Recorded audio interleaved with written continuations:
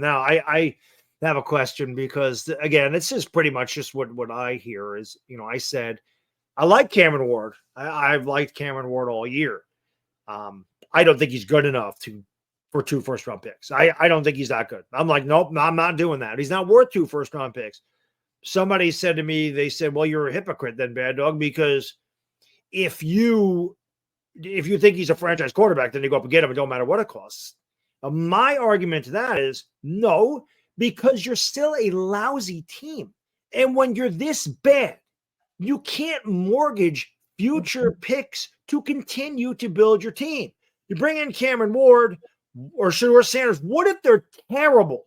Then you have no first-round pick, just like what the hell happened to the Panthers. That's exactly what would happen here. Do you think, Adriana, that he's worth 2 first-round picks? Would you trade next year's first-round pick to get either – I'm just using Cameron Ward because I like Cameron Ward, but either one of those quarterbacks.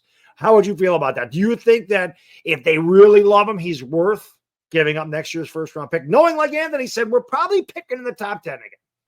Yeah, no, I would not do that. And that's why I was so upset about winning that game, because all of our options that we had went out the window. And I feel like, yes, we need a quarterback, but at this rate, if we end up with the 9th overall pick, just get a Jackson Dart type. Like, just go for someone like that. And then you've still got a first round for next year when this 2026 class is supposedly going to be significantly better. Then if you feel like next year, then that has a better quality quarterback class and that has your guy, then you trade up there. But from everything I've seen and heard about these guys, yes, I think they're good quarterbacks. I don't know if they're franchise quarterbacks. I don't know how the front office feels about them. I would never mortgage the future for them. I just don't think it's a good idea. What do you think? I know you're a Cameron Ward guy. What do you think?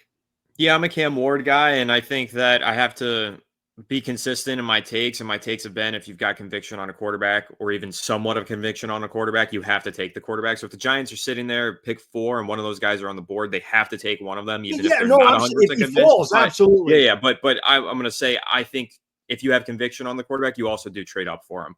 There were debates last year that we would get into with people in the comment section on Fireside Giants saying that you can't trade up for Drake May and you can't trade up for Jaden Daniels. You can't mortgage your future. We went through mock trades where we were sending future firsts and future seconds and everything to move up to 1 for Caleb Williams. And you still had Giants fans who said we're idiots and that's like a terrible idea. You can't mortgage the future.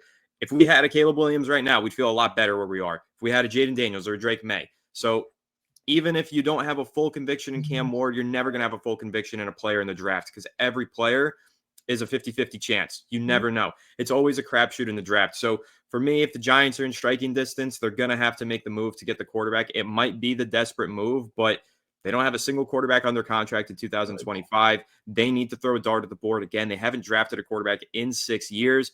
The fact that they're finally positioned to do one, even if they are a little bit far off from doing it, I say you have to take the chance and trade up and go ahead and get your guy just because who else? I don't see the other alternative here. Now you said throw a dart at the board. Was that a pun for Jackson? Just kidding.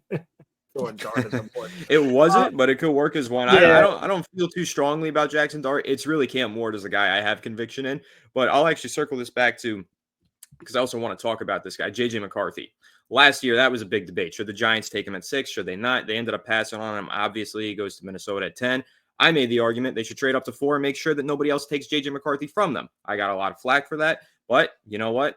That's just my mindset on the quarterback position. You have to secure it when you have the opportunity to, and you have to make sure that nobody else can take that guy from you. So, again, I would trade up for Cam Ward or Shedeur Sanders. I'm not the biggest Shedeur Sanders fan, but we've got months to go. Maybe I'll come around on him. But right now, if it were up to me and Cam Ward were there and I could trade a future first, I think I'd just bite the bullet and get it done with.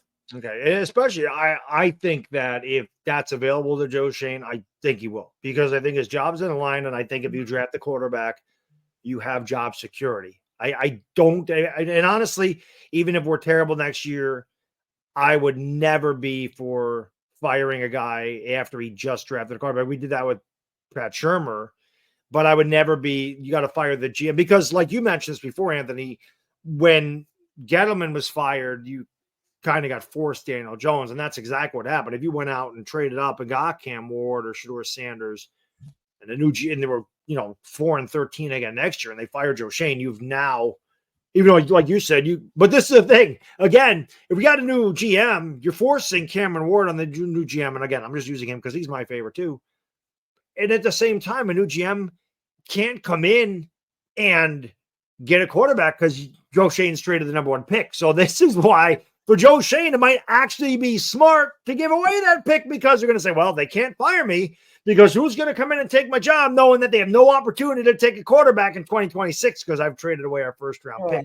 So maybe that's why I'm scared of what he may do.